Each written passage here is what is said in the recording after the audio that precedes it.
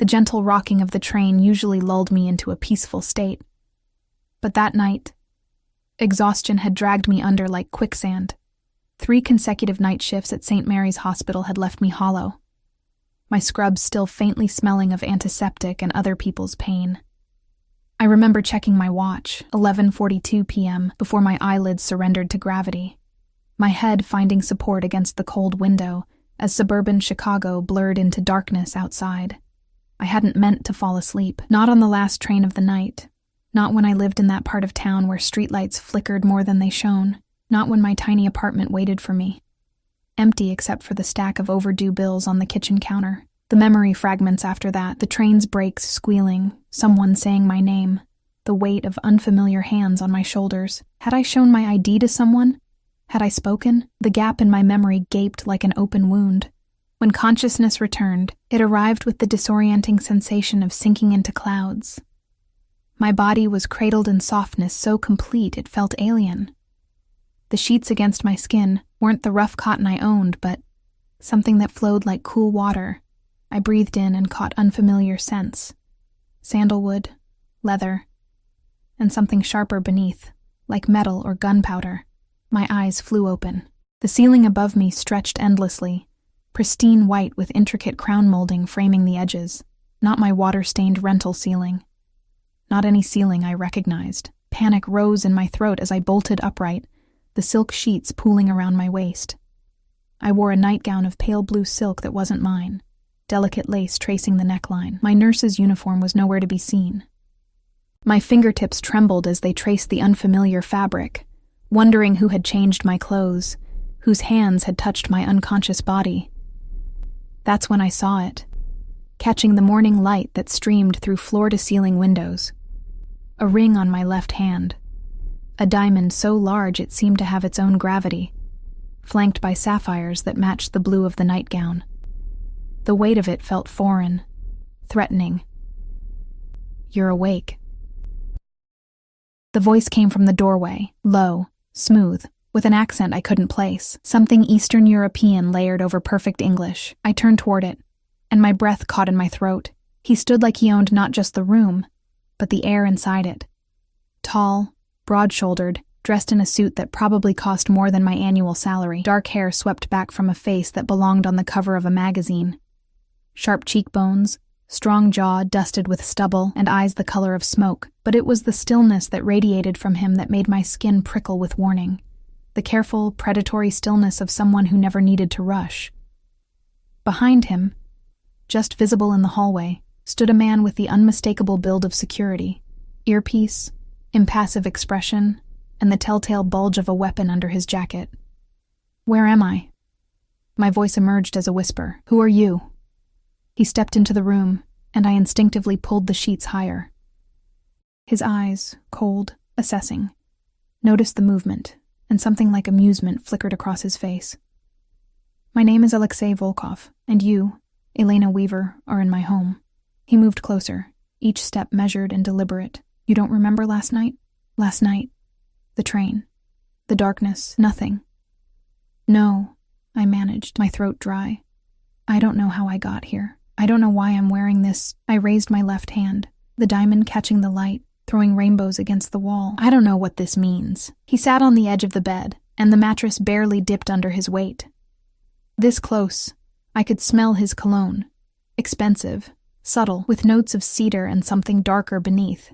His proximity sent electricity racing across my skin. "It means," he said softly, reaching out to touch the ring, his fingers brushing mine, "that you are under my protection now." Protection. The word held a weight that made my stomach clench. "I don't need protection," I said, pulling my hand away. "I need to go home. I have a shift at the hospital tonight." His smile never reached his eyes. "You no longer work at that hospital, Elena. I've arranged everything. Your resignation has been submitted. Your apartment has been cleared out. Your life, as it was, is over." The casual way he dismantled my existence sent ice through my veins. "You can't do that. That's kidnapping. That's illegal." "Is it kidnapping when you agreed? When you signed the papers yourself?" He reached into his jacket and pulled out a folded document, placing it beside me on the silk sheets. Your signature is quite distinctive. Those loops in your E's. I grabbed the paper, my hands shaking. There it was, a marriage license with my signature beside his. But I had no memory of signing anything. This isn't real, I whispered. I would never. You were quite emphatic about it, actually, he said, standing again. After I helped you off the train, after you told me about your father's debts. My father? The mention of him sent a fresh wave of confusion through me. Dad had died 6 months ago, leaving behind nothing but gambling debts I was slowly trying to pay off. What does my father have to do with this? Alexei's expression hardened slightly. Edward Weaver borrowed a significant sum from me 3 years ago. He lost it all at the tables, as expected. I've been watching you since then, waiting. Waiting for what? The question escaped before I could stop it. For you to finish your nursing degree. For you to establish yourself. I don't collect on debts aimlessly, Elena. He spoke as if explaining something simple to a child. I watched you work those double shifts. Watched you cry in your car between jobs. Watched you send money to cover your father's debts without understanding who truly owned them. Horror crawled up my spine as the implications settled over me. This stranger had been monitoring me, following me, for years. Those weren't his gambling debts I was paying. Some were. The most pressing ones belonged to me. He adjusted his cufflinks, platinum I noticed, with tiny diamonds catching the light. Last night, you fell asleep on the train. I happened to be there. You were vulnerable, alone. I brought you to safety. And dressed me in clothes I don't own? Put a ring on my finger I didn't choose? My voice rose, panic edging into it. That's not safety. That's business. He cut in, his voice cooling several degrees. Your father owed me $3 million, Elena. You can work as a nurse for 40 years and never come close to paying that. Or, he gestured to the room, to the ring. You can honor a different arrangement. The room seemed to tilt beneath me. $3 million. The number was astronomical, impossible. What kind of arrangement? I asked, though something deep in my gut already knew. Marriage. 1 year, minimum. You live here. Accompany me when required. Play the role of devoted wife. His eyes traveled over me, not lasciviously but calculatingly, as if assessing a possession. In return, your father's debt is erased. You'll want for nothing. And if I refuse, if I walk out that door right now? Something dangerous flickered in his gaze. The debt transfers fully to you. I'll take everything you have, which isn't much. Then I'll take what you don't have yet. Your future earnings, your professional license, any chance at a normal life. Your father made certain arrangements before his death to ensure his obligations would transfer to you. I stared at the ring on my finger, at this stranger who claimed ownership over me through financial chains I hadn't even known existed. The walls of this luxurious room suddenly felt like prison bars gilded in gold.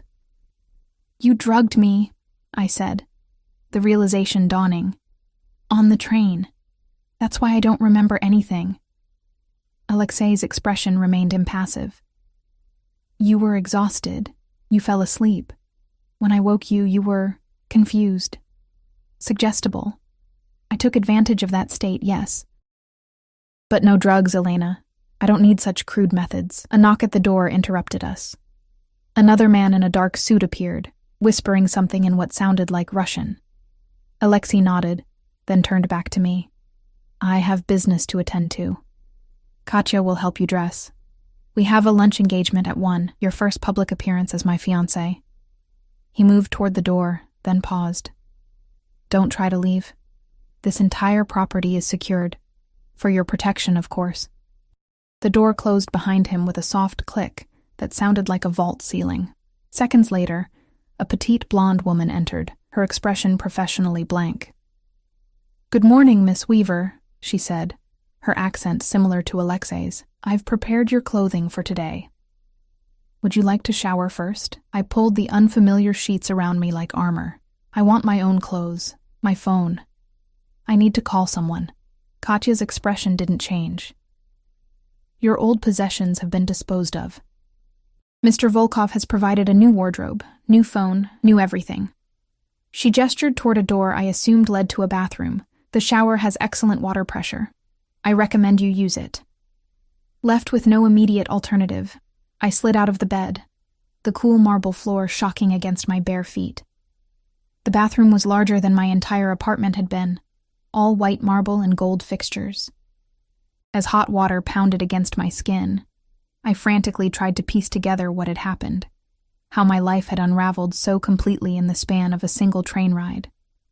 The mirror revealed a pale, frightened version of myself, dark circles under brown eyes, blonde hair hanging limply around a face that looked younger than my 27 years. The woman staring back at me seemed like a stranger, as unfamiliar as the diamond weighing down my left hand. One thing became clear as I dressed in clothes I'd never bought: a cream cashmere sweater, designer jeans that fit perfectly, boots that cost more than a month's rent. I needed to escape.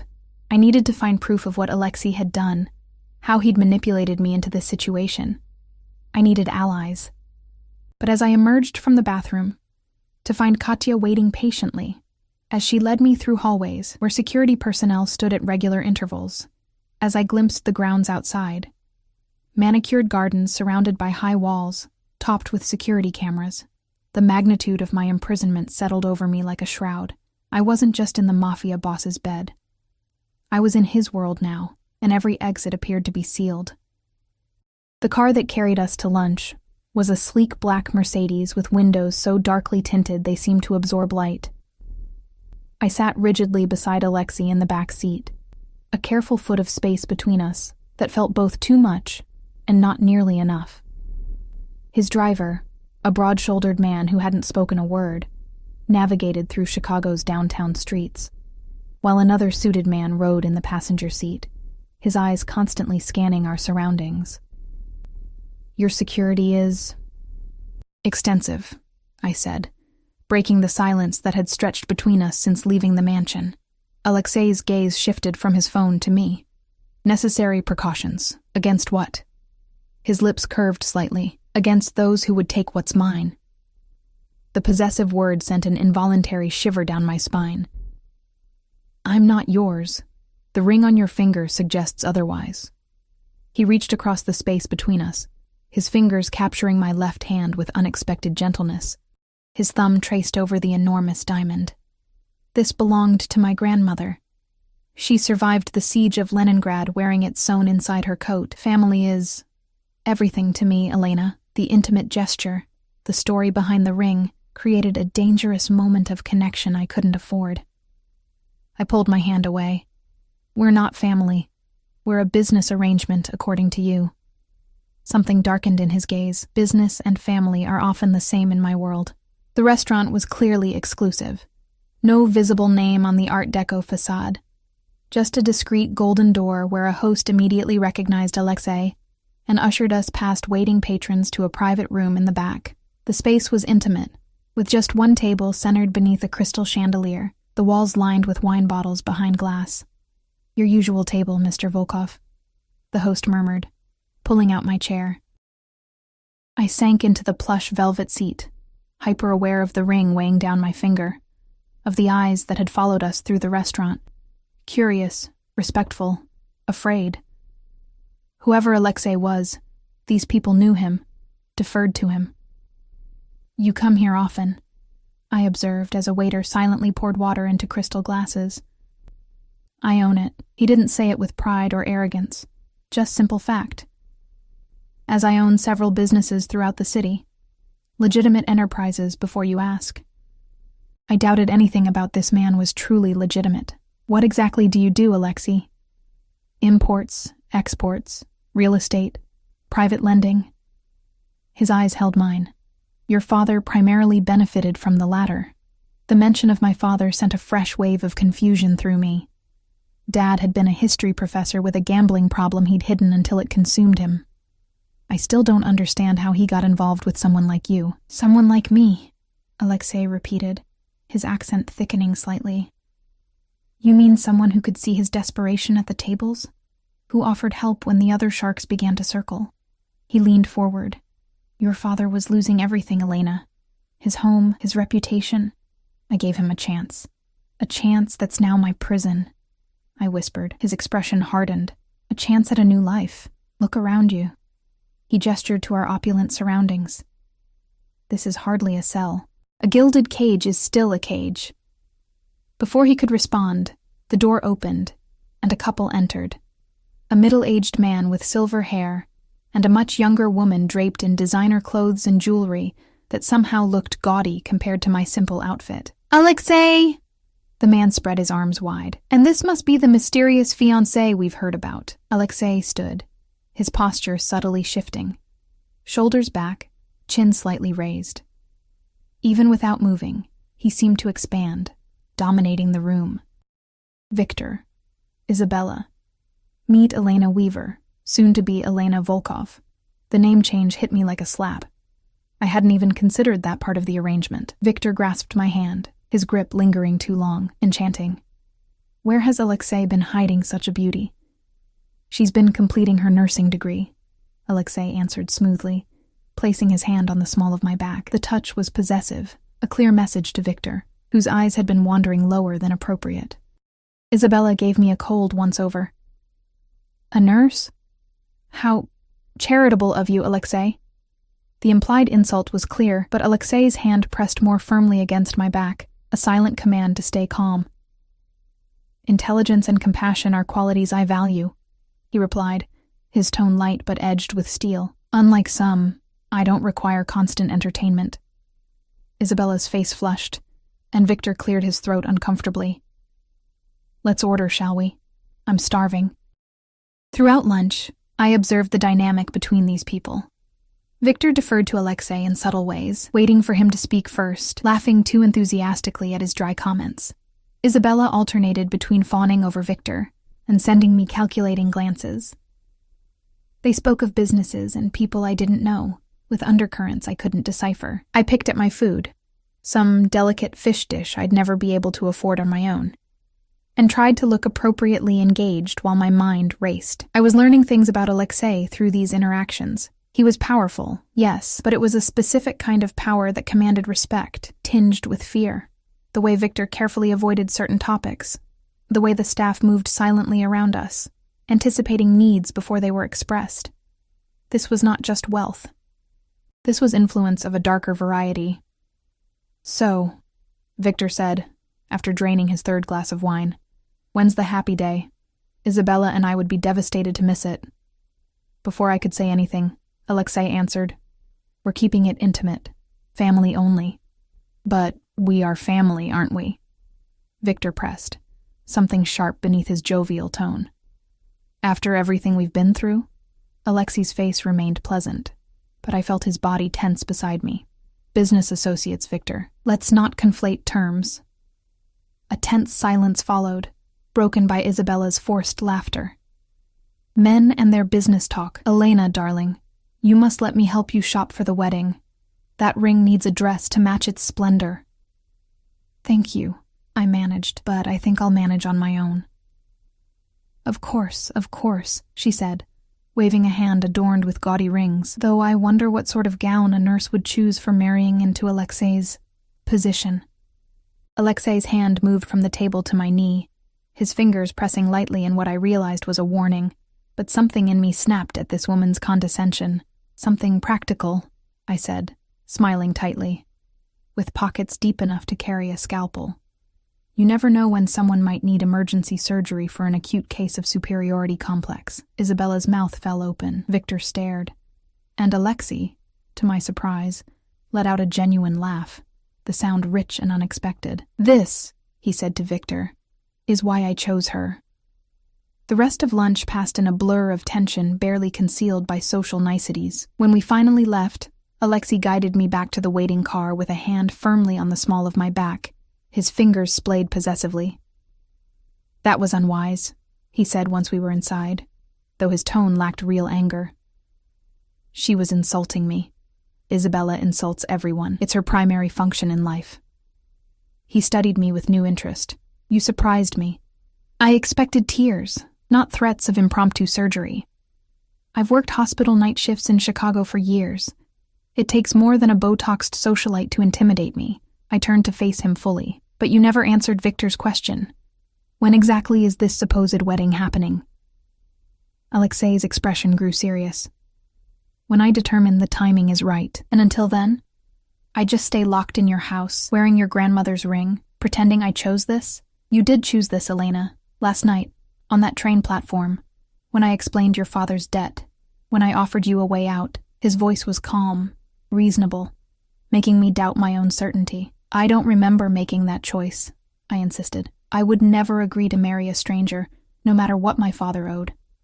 You were exhausted, vulnerable, but you were coherent when you signed the papers. His gaze was steady, unwavering. I don't force unwilling women into marriage. That's not how I conduct business. Then let me go.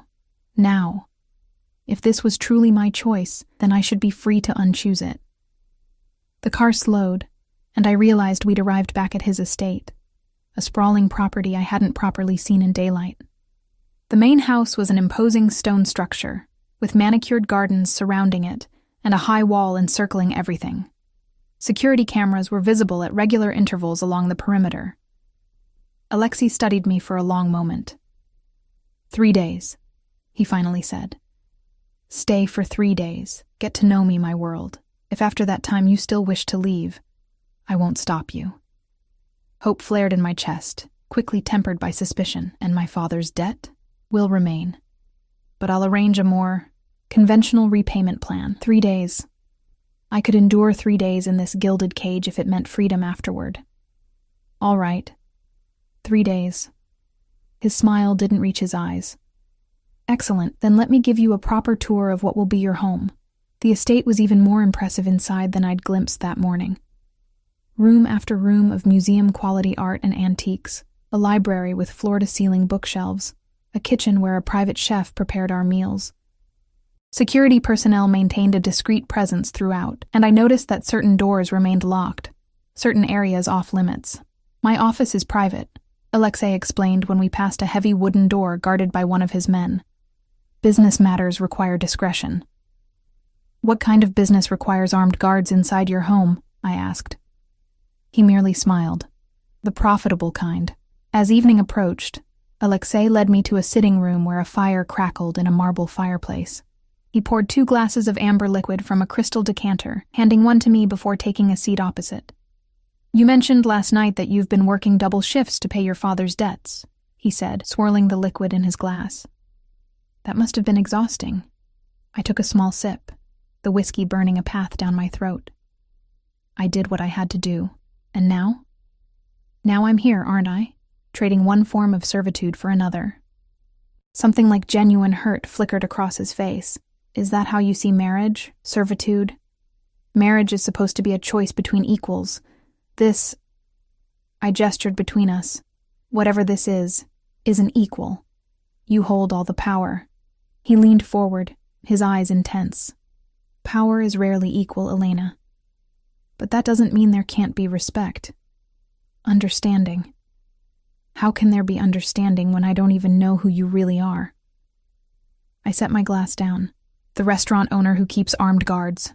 The businessman with connections to Russian gambling debts. Who are you, Alexei Volkov? For a long moment, he was silent, studying me as if weighing a decision. Finally, he spoke, his voice lower, more intimate. I come from a family that has, for generations, operated outside conventional laws when necessary. We protect our own. We honor our obligations. We never forget a debt, owed to us or by us. You're talking about the Mafia, I said flatly. He didn't flinch from the word. I prefer to think of it as an alternative business structure with strong family values. Despite everything, I almost laughed at his description. Do all your alternative business partners know about me? Am I just another acquisition? No, he said, with unexpected sharpness. You are not to be discussed. My personal life remains separate from business matters. Then why parade me in front of Victor and Isabella today? Victor needed to see that I've made my choice, that I'm unavailable. He finished his drink in one smooth motion. There have been attempts to forge alliances through marriage. I've rejected all such arrangements. Until me. Until you, he agreed, his gaze holding mine across the firelight. The daughter of the man who tried to cheat me, who now wears my family ring. There's a certain poetry to it, don't you think? I stood, suddenly needing distance from his intensity, from the strange magnetism he exuded. I think I'd like to rest before dinner. This has been overwhelming. Alexei rose as well, closer than I expected, of course. Katya will help you with anything you need. As if summoned, the blonde assistant appeared at the doorway. I moved to follow her, but Alexei caught my hand, his thumb brushing over the ring. One more thing, Elena. While you're here, while you wear this, his grip tightened slightly, you are, to the outside world, mine, my choice, my future wife. Remember that when we're in public. I pulled my hand away, ignoring the lingering warmth of his touch. For 3 days. Yes, he agreed, though something in his eyes suggested he believed otherwise. For 3 days. As Katya led me back through the labyrinthine hallways, I caught sight of myself in an ornate mirror. Designer clothes, diamond ring, pale face framed by hair that now fell in soft waves, thanks to the expensive products in Alexei's bathroom. I looked like a stranger, a woman playing dress-up in a life that wasn't hers. But somewhere beneath that reflection was still me, the girl who had worked her way through nursing school, who had faced down aggressive patients and condescending doctors, who had survived her father's death and the crushing weight of his secrets. That girl wasn't going to disappear inside Alexei Volkov's world, no matter how seductive its comforts might be. 3 days to find a way out, 3 days to discover what really happened that night on the train.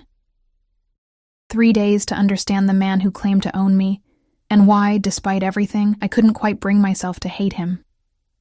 Sleep evaded me that night, despite the cloud-like mattress and silken sheets. I lay awake in the massive bedroom, not Alexei's, but a guest suite he'd assigned to me, until the wedding, listening to the occasional footsteps of security personnel patrolling the hallways. The ring felt heavy on my finger, a constant reminder of my bizarre situation. When dawn finally painted the sky in watercolor hues of pink and gold, I gave up on rest. I slipped out of bed and padded to the floor-to-ceiling windows that overlooked the estate grounds. In the early morning light, I could see the true extent of my prison.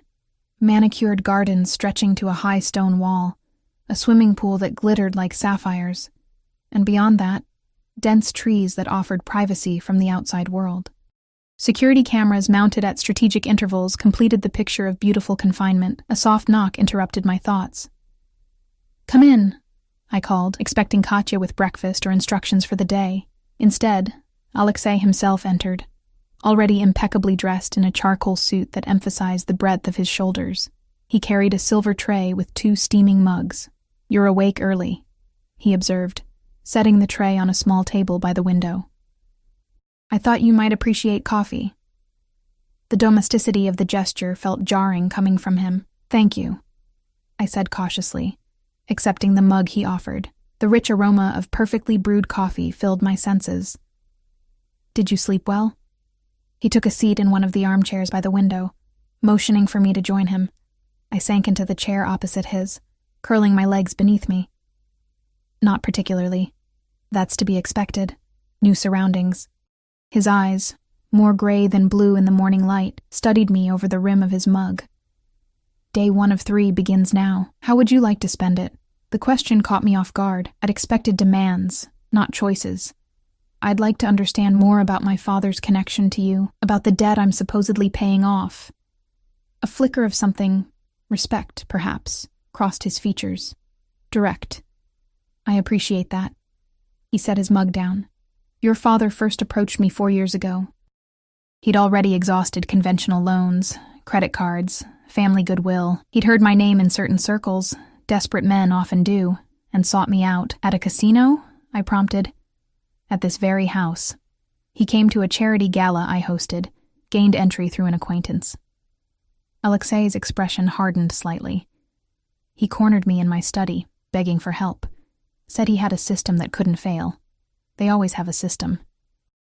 I tried to imagine my father, tweedy, distracted Professor Weaver, approaching this dangerous man, and failed. "And you just gave him $3 million? That seems..." Imprudent. A cold smile touched Alexei's lips. I gave him $500,000, secured against his house, his pension, his life insurance.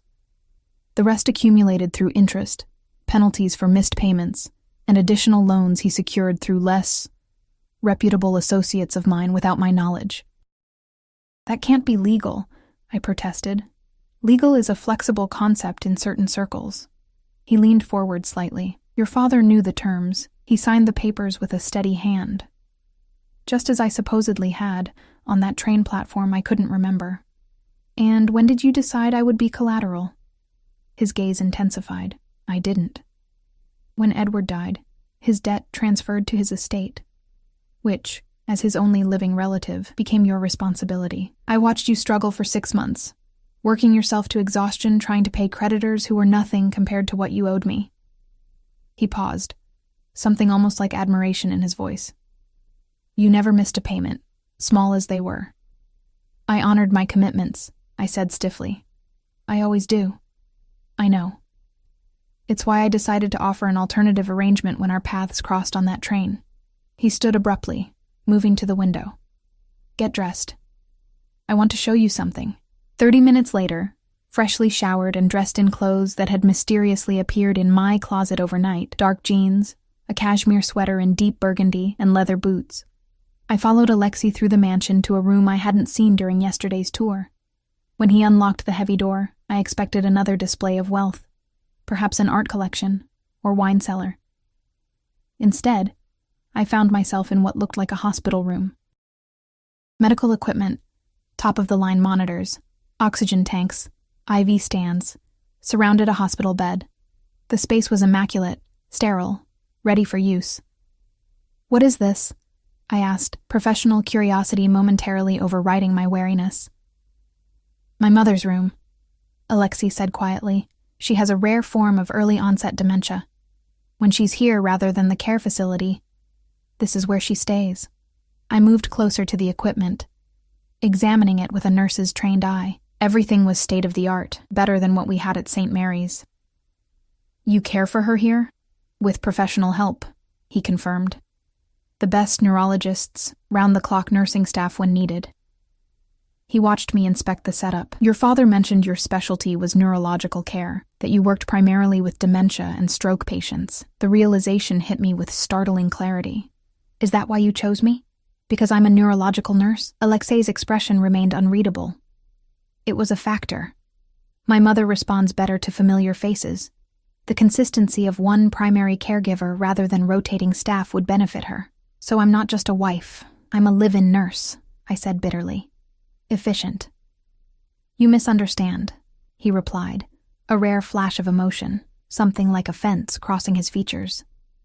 I would never expect you to serve as her nurse. But having someone in the house who understands her condition, who wouldn't be frightened or disturbed by its manifestations, that would be valuable. I looked around the room, seeing it through new eyes, the care that had gone into its preparation, the expense spared for nothing that might improve a patient's comfort. This didn't align with my image of a cold-blooded mafia boss. Where is she now? I asked. At Lakeside Care Center. I visit 3 times a week. He moved toward the door. We could go today if you'd like. The offer surprised me. You'd take me outside the estate? A slight smile touched his lips. You're not a prisoner, Elena. You're my fiancé, as far as anyone knows. Where I go, you can go, with appropriate security, of course. The drive to the care facility took 40 minutes, during which Alexei received multiple phone calls that he took in rapid-fire Russian, his tone shifting from conversational to commanding, and back again. I pretended to watch the scenery while straining to understand any words that might give me insight into his business. The only phrase I caught repeatedly was something that sounded like shipment problems. Lakeside Care Center looked more like a luxury resort than a medical facility, situated on sprawling grounds overlooking Lake Michigan, with architecture that blended modern efficiency with homey warmth. The staff greeted Alexei by name, with a deference that suggested his donations likely kept the place running.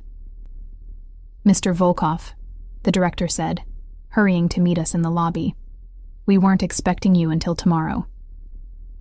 Change of plans, Dr. Hendricks, Alexei replied smoothly. I wanted my fiancé to meet my mother. The director's eyebrows shot up as he noticed me for the first time. Fiancé? How wonderful. He extended his hand. I'm Robert Hendricks, facility director and Mrs. Volkov's primary physician. Elena Weaver, I replied, shaking his hand. I'm a neurological nurse at St. Mary's. Or I was until recently. Elena will be joining my household permanently, Alexei explained, his hand finding the small of my back in what was becoming a familiar, possessive gesture. Well, this is certainly a surprise, Dr. Hendricks said, leading us down a sunlit corridor. Sophia has been having a good week.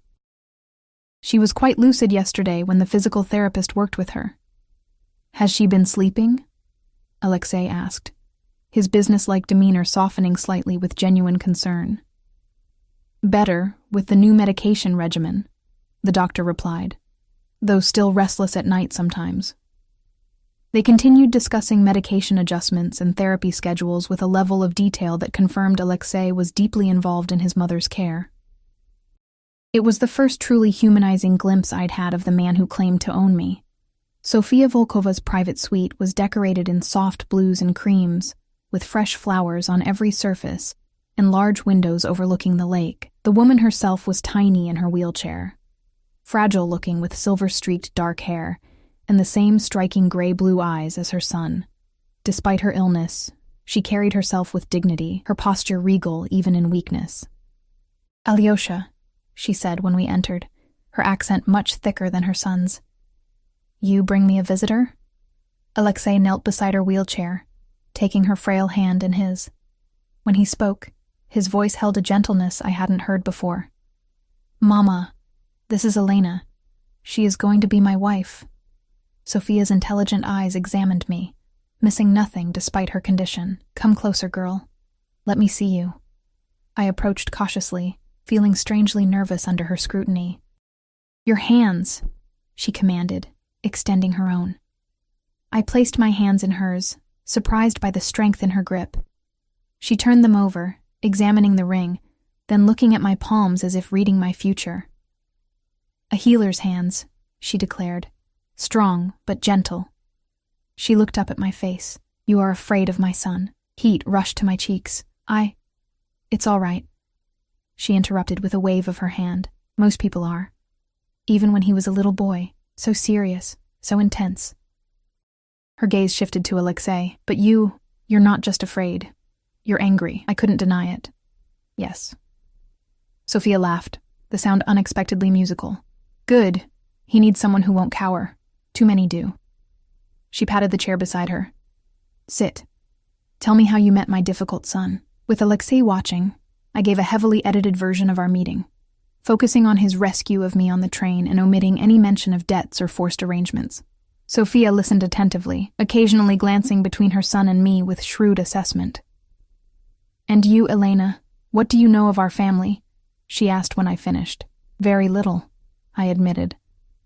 Alexei's father, my Mikhail. He was like him. Powerful. Feared. Her eyes grew distant. But at home, with me, with our son, he was different. Gentle. A man can wear many faces, you know.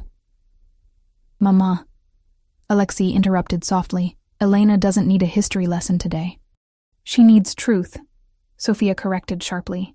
If she is to be a Volkova. She turned back to me. Our family has enemies, Elena. Always has. Alexei learned young to protect what is his. Sometimes it makes him, how do Americans say, heavy-handed. I couldn't help a small smile at her diplomatic phrasing. That's one way to put it. But a man who loves deeply also protects fiercely, she continued, her gaze intense despite the occasional flicker of confusion that crossed her features. Remember this, when his ways seem harsh to you. When we left an hour later, after Sophia had begun to tire, I felt unsettled by the encounter. I'd expected to meet a frail, confused woman. Instead, I'd found a matriarch who, despite her illness, still commanded respect and saw far too clearly. Your mother is remarkable, I said as we walked back to the car. Yes, Alexei agreed simply. She always has been. She seems to think our engagement is real, I observed. You didn't tell her the truth. His expression hardened. My mother doesn't need to know about business arrangements. She sees what makes her happy, her son, finally settling down with a woman she approves of. And when these 3 days are over, when I leave, what will you tell her then? Alexei stopped walking, turning to face me fully. Are you so certain you will leave? The intensity of his gaze made my breath catch. I don't belong in your world, Alexei. You fit quite well today, he countered. With my mother, with the staff here. You didn't flinch from her condition or talk down to her as many do. That's my training, not evidence I should be your pretend wife. His hand reached up, brushing a strand of hair from my face with unexpected gentleness. Perhaps. Or perhaps there are places you belong that you haven't yet discovered. The touch, the words, sent an involuntary shiver through me that had nothing to do with fear. I stepped back, needing distance from his magnetic presence. 1 day down, 2 to go, I reminded him, and myself. His smile held a confidence that unnerved me. Indeed, and I have plans for tomorrow that may change your perspective further. As we drove back to the estate in silence, I found myself glancing at Alexei's profile. The strong jaw, the intense focus as he read emails on his phone. I'd seen a different side of him today with his mother. A side that complicated the simple narrative of captor and captive I'd constructed, and that, perhaps, was more dangerous than anything else about him. The second morning of my 3-day arrangement dawned with a gentle knock on my door. Katya entered with a tray of breakfast and a garment bag draped over her arm. Mr. Volkov requests that you join him at 9, she said, hanging the bag in the closet. You'll need to dress appropriately. I eyed the bag suspiciously. Where are we going? You have appointments in the city. Her expression remained professionally blank. The dress is for this evening's event. After she left, I unzipped the bag to find an elegant black dress that looked like it belonged on a red carpet. Sleek, simple in its lines, but unmistakably expensive, with a neckline that would showcase the diamond pendant that had mysteriously appeared on my dresser overnight. Another gift I hadn't asked for. Another invisible chain. Precisely at 9, I made my way downstairs in the casual but chic outfit I'd found laid out for me. Tailored black pants, a cream silk blouse, and a soft gray cashmere cardigan. Alexei waited in the foyer, speaking quietly to one of his security team. When he saw me, he dismissed the man with a nod and turned his full attention to me. You look rested, he observed. Better than yesterday. Amazing what accepting one's fate can do, I replied dryly. A slight smile touched his lips. Is that what you've done? Accepted your fate? For the next 48 hours, I glanced at my watch pointedly. Then we'll see. He offered his arm with old-world formality. Then let's make the most of those hours. The day that followed was nothing like I'd expected. Rather than another display of his criminal empire, Alexei took me to a series of appointments that felt surreally normal, a private fitting at a designer boutique where the staff fawned over Mr. Volkov's fiancé, a visit to a renowned jeweler to resize my ring. It was my grandmother's, Alexei explained to the beaming jeweler, maintaining our fiction. Lunch at a rooftop restaurant with views spanning the city. Throughout it all, his security team maintained a discreet but vigilant presence, one man always with us, others positioned strategically nearby, all connected by earpieces. Alexei himself seemed relaxed but watchful, his eyes constantly scanning our surroundings in a way I was beginning to recognize as habitual. You never fully relax, do you? I asked over dessert, a delicate chocolate confection I'd barely touched. He considered my question seriously. Not in public, no. Because of your business? Because of who I am. He took a sip of espresso. My father taught me early that letting down one's guard is a luxury our family can't afford. That sounds exhausting, I said, surprising myself with genuine sympathy. Something like appreciation flickered in his eyes. You get used to it. The vigilance becomes second nature. Is that why you built your fortress? To have somewhere you can actually relax? Partly. He studied me for a moment. You're very observant, Elena. I'm a nurse. Observation is part of the job. I set down my fork. Though I notice you've arranged for me to not be a nurse anymore. I can have your position reinstated if that's what you want, he offered unexpectedly, though perhaps at a better hospital, with more reasonable hours. The offer caught me off guard. You'd let me continue working? Within certain parameters, yes. Security considerations would need to be addressed, but it could be arranged. I narrowed my eyes. Why would you do that? Because despite what you think, I don't wish to cage you, he said, his voice dropping to a more intimate register. I want a partner, not a prisoner. A partner in what exactly? I challenged. Your alternative business structure? Something darkened in his gaze. There are aspects of my life that would remain separate, for your protection as much as my interests. Convenient, I murmured. Necessary, he countered. You've seen how Victor looked at you yesterday. Imagine what my real enemies would do to the woman wearing my ring if they had the chance. A chill ran through me at his words. At the casual way he referenced enemies who would target me simply for my proximity to him. This was the reality of his world. The danger lurking beneath the luxury. Our final stop before returning to the estate was a private art gallery in a converted warehouse. Unlike the other locations we'd visited, this one bore no signage, its entrance unmarked except for a discreet security camera. Alexei's driver pulled around to a back alley, where a steel door opened as we approached. What is this place? I asked as Alexei helped me from the car. Something I think you'll appreciate, he replied cryptically. Inside, the industrial space had been transformed into a stunning gallery, soaring ceilings, polished concrete floors, and walls displaying art that even my untrained eye recognized as exceptional. Modern pieces hung alongside classical paintings. Sculptures dotted the open floor, and at the far end, a spiral staircase led to an upper level. A tall, elegant woman with short silver hair approached us, embracing Alexei with European double kisses. You're late, she admonished him in accented English. Forgive me, Irina. Elena and I lost track of time. He placed his hand at the small of my back, the gesture now familiar. Elena, this is Irina Kuznetsova, an old family friend and the finest art curator in the city. The woman's shrewd eyes assessed me without pretense. So this is the nurse who has captured our Alexei's heart. I expected someone more sophisticated, I supplied when she trailed off. Irina laughed, a rich, genuine sound. I was going to say intimidated. Most women he brings here are too busy fawning to actually look at the art. She offered her hand. Come. Let me show you what he's been working on. Curiosity piqued, I followed her through the gallery to a section cordoned off by velvet ropes. Alexei remained slightly behind us, taking a call on his phone and speaking in hushed Russian. This, Irina said with evident pride, is the Volkov Foundation's latest project. Before us hung a series of paintings I didn't recognize, vibrant works from various periods and styles. Beside each was a placard describing the piece's history, with special emphasis on how it had been looted during World War II and subsequently recovered. These are all stolen works? I asked, surprised. Rescued works, Irina corrected. Recovered from private collections where they'd been hidden for decades after being looted from Jewish families during the Holocaust. The foundation specializes in returning art to the descendants of the original owners.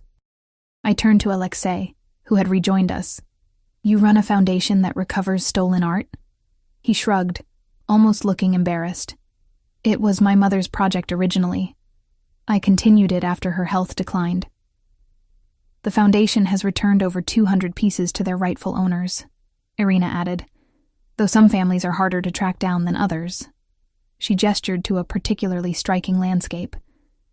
This one, we've been searching for the heirs for 3 years. The family scattered across Europe during the war.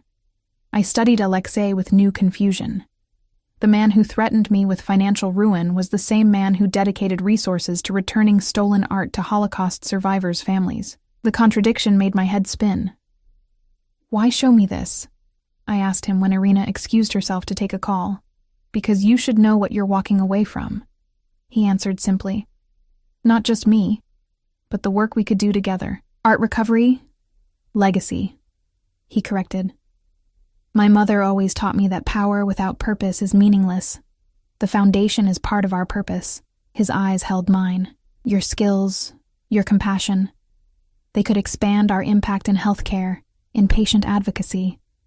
I laughed incredulously. So now, I'm not just a wife and nurse, but also your foundation's healthcare ambassador? You could be whatever you choose to be, Elena, he said seriously. With resources behind you that most people only dream of, the offer was seductive in its expansiveness. Limitless possibilities, the power to actually make a difference rather than barely keeping my head above water as I had been.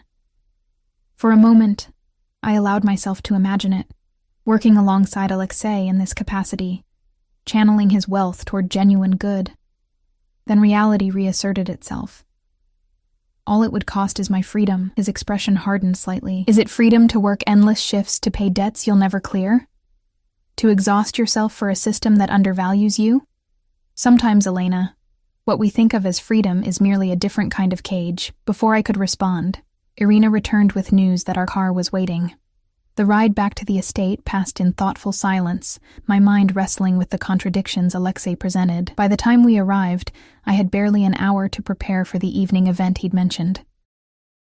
Katya helped me dress in the black gown, which fit as if it had been made for me, and perhaps it had been. The diamond pendant nestled at my collarbone, catching the light with every breath. When I emerged from my room, Alexei waited in the hallway, resplendent in a tuxedo that emphasized his powerful build. His eyes widened slightly when he saw me, his gaze traveling slowly from my upswept hair to the heels that added inches to my height. "You look beautiful," he said simply. "Thank you," I replied, fighting the warmth that bloomed in my chest at his approval. "Where are we going?" "The symphony. A charity gala afterward." He offered his arm. "The foundation is being honored for its work." The Chicago Symphony Orchestra's performance that night was breathtaking. Tchaikovsky's Violin Concerto in D major, performed by a young virtuoso whose passion brought tears to my eyes. Seated in Alexei's private box, surrounded by luxury I'd never experienced, I found myself swept away by the music, momentarily forgetting the bizarre circumstances that had brought me there. When I glanced at Alexei during a particularly moving passage, I found him watching me rather than the stage, his expression unguarded for once. Something intimate passed between us in that moment. A shared appreciation. A connection I couldn't deny despite everything. The gala afterward was held in an opulent ballroom, crystal chandeliers casting warm light over hundreds of Chicago's elite. Alexei guided me through the crowd with a protective hand at my back, introducing me to a blur of important people. Business associates, politicians, philanthropists. To each, he presented me proudly as my fiancée, Elena, the possessive claim sending confused shivers through me each time. "You navigate this world effortlessly," I observed during a rare moment alone, sipping champagne that probably cost more than my monthly rent had. "It's a performance," he replied, his voice low enough that only I could hear, "a necessary one." "And which version is the real you?" I asked. "The art patron? The businessman? The mafia boss?" His lips curved slightly. "All of them. None of them." His hand found mine, fingers intertwining with an intimacy that felt dangerous. "Which version of yourself is most real, Elena? The dutiful daughter paying her father's debts? The compassionate nurse? The woman who threatens socialites with scalpels?" The question hit closer to home than I cared to admit. Before I could respond, we were interrupted by a striking woman in a red gown who approached with deliberate purpose. "Alexei," she purred, ignoring me completely. "I was beginning to think you were avoiding me." A subtle tension rippled through him, though his expression remained pleasant. "Natalia, I wasn't expecting you tonight." "Clearly," she replied, her gaze finally shifting to me, trailing over my dress, my ring, my hand in his with calculated dismissal. "Aren't you going to introduce me to your friend, my fiancé?" Alexei corrected, his voice cooling several degrees. "Elena, this is Natalia Orlova, daughter of an associate.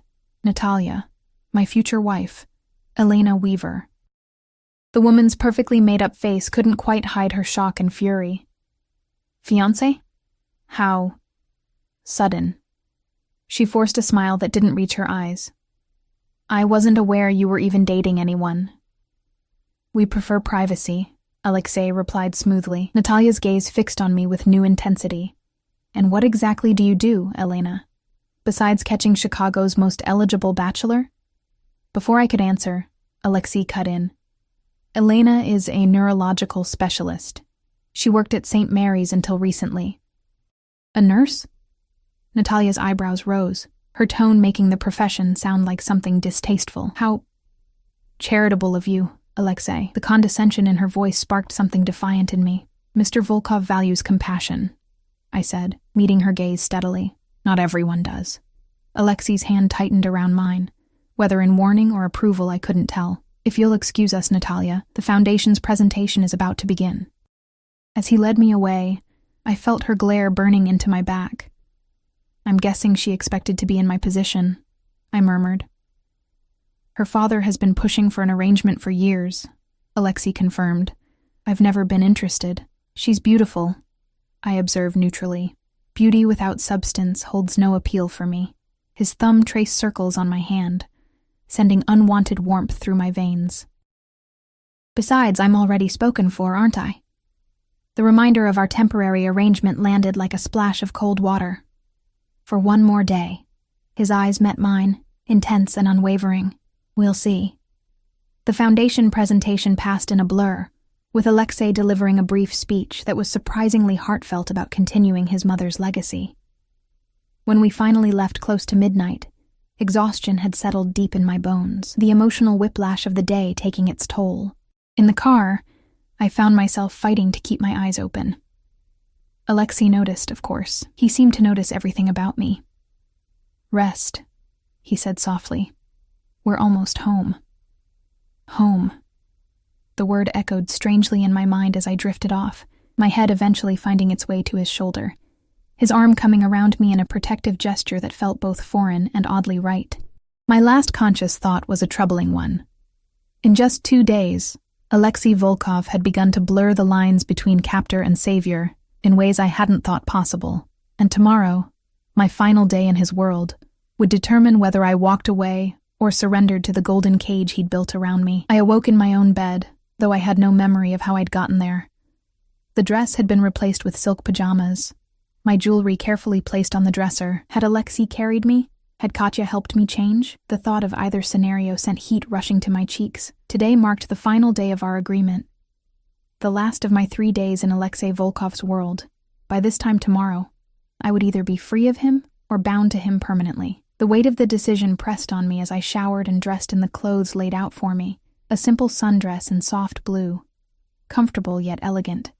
When I went downstairs, the house was unusually quiet. No security personnel in the hallways, no sounds of staff preparing breakfast. I found my way to the kitchen, where a note waited on the counter in Alexei's bold handwriting. Gone to handle business. Back by noon. Make yourself at home. Make myself at home. The irony wasn't lost on me. Still, his absence offered an opportunity I couldn't ignore. A chance to search for answers about what really happened that night on the train. About the documents I supposedly signed. About Alexei himself. I moved cautiously through the mansion, alert for any remaining staff or security. The main floor seemed deserted, though I had no doubt cameras tracked my movements.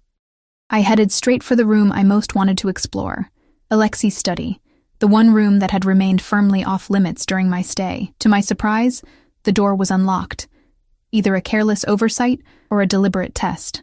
I hesitated only briefly before pushing it open and stepping inside. The space was exactly what I'd expected. Masculine, imposing, with leather-bound books lining built-in shelves and a massive desk dominating the center of the room. Windows overlooked the back gardens, and a pair of leather chairs faced a small fireplace along one wall. Everything spoke of power and old money, from the antique globe in the corner to the oil paintings of stern-looking ancestors on the walls. I went straight to the desk, careful not to disturb anything as I searched for clues. The surface held little of interest. A leather blotter, an expensive pen set, a framed photo of a younger Alexei with his mother in what looked like red square. I tried the drawers, finding most locked, except one that contained routine business correspondence, nothing incriminating or revealing. A safe was built into the wall behind a painting, too obvious, and certainly beyond my ability to crack. Filing cabinets lined one wall, but they too were locked. Frustration mounted as I realized Alexei was too careful to leave sensitive information lying around, even in his supposedly secure sanctuary. As I turned to leave, something caught my eye. A small wooden box on a side table, intricately carved with what looked like the Volkov family crest. Unlike everything else in the room, it wasn't locked, the lid lifting easily when I tried it. Inside lay several items that seemed intensely personal: an old pocket watch, a black and white photo of a stern-looking man who had Alexei's eyes, a folded piece of paper that proved to be a child's drawing signed Alyosha, age 7, and beneath everything, a small velvet pouch. My fingers trembled as I opened the pouch, knowing I was crossing a line by invading this private collection. Inside was a small, worn photograph. Alexei looking younger and more carefree than I'd ever seen him, with his arm around a smiling young woman with chestnut hair and warm eyes. They looked happy, in love. Who was she? What had happened to her? Find what you're looking for. I whirled around, heart hammering in my chest. Alexei stood in the doorway, his expression unreadable. I hadn't heard him approach, a man his size moving with silent precision. Words failed me as guilt warred with defiance. I was trying to understand. Understand what? He entered the room fully, closing the door behind him with a soft click that somehow sounded ominous. What happened that night on the train? What I supposedly agreed to. I held up the photograph. Who you really are. Something flickered in his eyes, pain, perhaps, or anger. He crossed to me and gently took the photo from my fingers, returning it to the pouch with careful movements. Her name was Irina. She was my fiancée many years ago. What happened to her? I asked softly, knowing from his use of past tense that the story didn't have a happy ending. Alexei's jaw tightened. She was killed. A car bombing meant for me. He closed the box with finality. She paid the price for loving me. The simple brutality of his statement stunned me into silence. Here was the reality of his world laid bare. The violence that shadowed his every step, that had taken someone he loved. I'm sorry, I said finally, meaning it. It was a long time ago. His voice was flat, controlled. But it taught me valuable lessons about keeping those I care for safe. The implication hung between us. His excessive security, his control over my movements, his insistence on keeping me in his protected world, all stemming from this loss, this guilt. Is that why you arranged this situation with me? I asked. Keep me close to keep me safe from your father's creditors? He studied me for a long moment, partly, but there's more to the story. He moved to a painting on the far wall, not the one concealing the safe, but another, a landscape of the Russian countryside. When he swung it aside, it revealed not another safe, but a hidden door that opened when he pressed his palm to it. Come, he said, extending his hand to me. It's time you knew everything. Heart pounding, I placed my hand in his, allowing him to lead me through the hidden door into what appeared to be a second office. Smaller, more modern, with bank of computer screens showing security feeds from around the property. A large table dominated the center, covered with documents.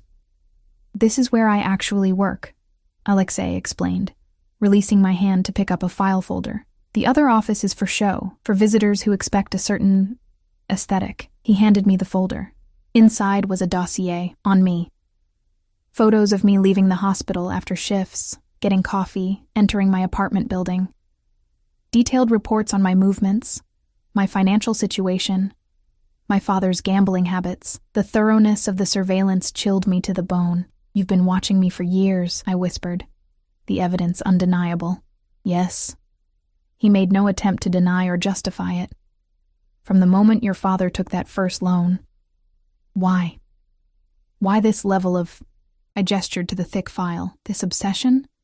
Alexei sighed, suddenly looking tired. It started as routine monitoring of a debtor's family. Standard procedure to ensure we had leverage if needed. He moved to one of the screens, pulling up an image that made my breath catch. Me, 3 years ago, running into a burning building. I remembered that day vividly. I'd been walking home from a shift when I passed an apartment building with smoke pouring from a second-floor window. Without thinking, I'd run inside to help an elderly woman who couldn't evacuate on her own. The local news had covered it briefly. Nursing student rescues, elderly woman from fire. I hadn't thought anyone had paid much attention. This, Alexei said softly, was the moment I became interested in more than your father's debt. Because I ran into a burning building? I asked, confused. Because you risked your life for a stranger without hesitation. His eyes met mine. Do you know how rare that quality is in my world? How valuable? I shook my head, trying to process what he was telling me. So you've been, grooming me as a potential wife for 3 years? I've been watching you, he corrected. Learning who you are, waiting for the right moment to approach you. His expression darkened. Then your father died, leaving you drowning in his debts. Debts I could have called in immediately, ruined you completely. But you didn't, I said slowly. No. I waited. Watched you work yourself to exhaustion, trying to honor obligations that weren't yours.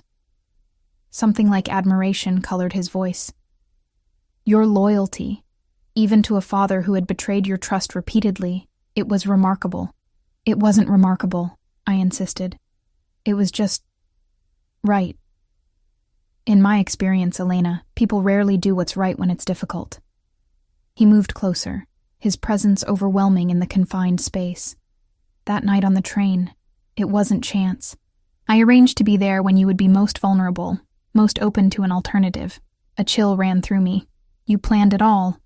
Yes. No apology, no justification, just truth. Did you drug me? I demanded, needing to know. No, he said firmly. I would never. You were exhausted, barely conscious even before you fell asleep. When I woke you at your stop, you were disoriented, suggestible. I helped you off the train, explained your situation, offered my solution. His eyes held mine. You agreed, Elena. Not enthusiastically, perhaps, but consciously. Then you passed out again in my car from sheer exhaustion. I searched my memory, trying to find any fragment of this interaction.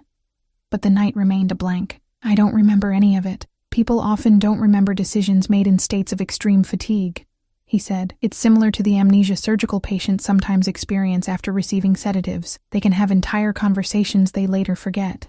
As a nurse, I knew this was true. I'd seen patients have lucid conversations they had no memory of later. Still, the violation of it, the manipulation, made me feel ill. So what happens now? I asked, my voice barely above a whisper. Our 3 days are almost up. Alexei moved to the table, picking up another document, the marriage license I'd supposedly signed. Now I give you a real choice, with full information and a clear mind. He tore the paper in half, the sound shockingly loud in the quiet room. The original agreement is void. I stared at the torn document, stunned. What does that mean? It means you're free to leave, right now, with no obligations. He opened a drawer and removed an envelope, placing it on the table between us. Inside is documentation releasing you from your father's debt entirely, plus enough money to start over wherever you choose. New city, new job, new life. You'll never see or hear from me again. My hands shook as I reached for the envelope. Just like that? After all this effort? Just like that. His expression was carefully blank, but something flickered in his eyes. Pain, perhaps. I want you, Elena, but not as a prisoner, not as someone who stays out of fear or obligation. I opened the envelope, verifying its contents, documents indeed releasing me from all debt, and a cashier's check with more zeros than I'd ever seen.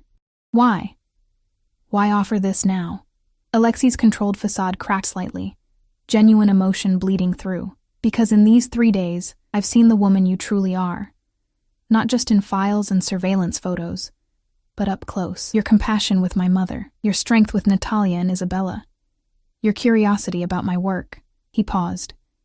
You deserve a real choice. And if I choose to stay? The question surprised me as much as him. Something like hope flickered across his features before he controlled it. Then we start again, properly. No debts, no obligations, no pretense. Just 2 people learning if they can build something real together, with you still being who you are, I added. Still running your businesses. Yes, he acknowledged. I won't pretend to be something I'm not. My world has darkness in it, Elena. Danger. I can promise to keep it away from you as much as possible, but I can't change who I am or the legacy I was born into. The honesty was stark, unvarnished. For the first time since waking in his bed, wearing his ring, I felt like I was seeing the real Alexei Volkov, not just the mafia boss, the businessman, or the devoted son, but all of them together. "I need some air," I said, the walls suddenly feeling too close. "I need to think." He nodded. "The gardens are secure. Take all the time you need. I'll be in the main study when you've decided." The gardens were peaceful in the late afternoon sunlight, flowers releasing their fragrance into the warm air. I walked the stone paths, the envelope clutched in my hand, wrestling with the impossible choice before me. Freedom. A fresh start.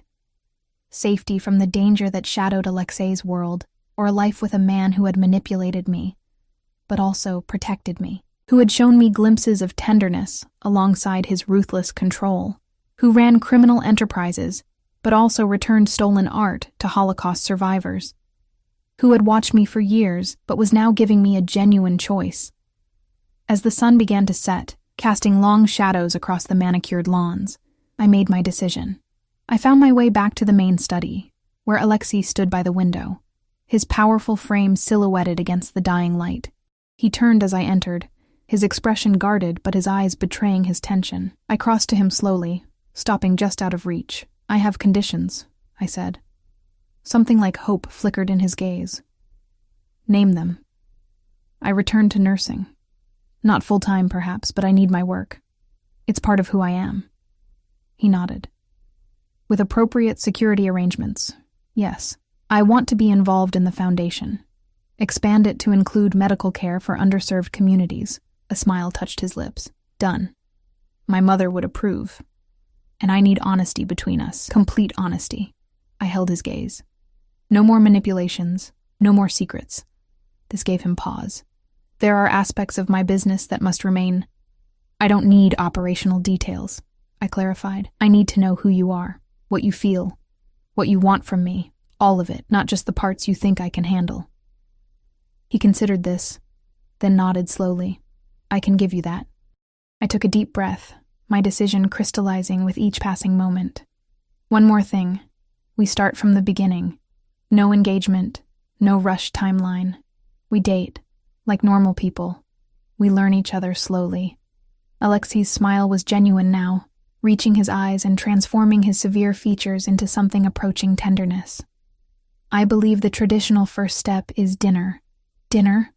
I agreed, surprising myself with a small smile in return. "Not as your possession or your salvation, but as two people seeing where this leads." He extended his hand, an invitation rather than a demand. After a moment's hesitation, I placed my palm against his, feeling the warmth of his skin, the strength in his fingers as they closed gently around mine. "To new beginnings," he said softly. As the last light of day filtered through the windows, casting us in golden hues, I realized I was stepping willingly into Alexei's world, with my eyes open, my mind clear, and my heart cautiously optimistic. The path ahead held no guarantees, only possibilities. Darkness and light intertwined, danger and protection, passion and power. I had woken up in the mafia boss's bed 3 days ago, a ring on my finger and confusion in my mind. Now I stood before him by choice, the future unwritten but undeniably ours to shape together. "To new beginnings," I echoed, and took my first deliberate step toward him.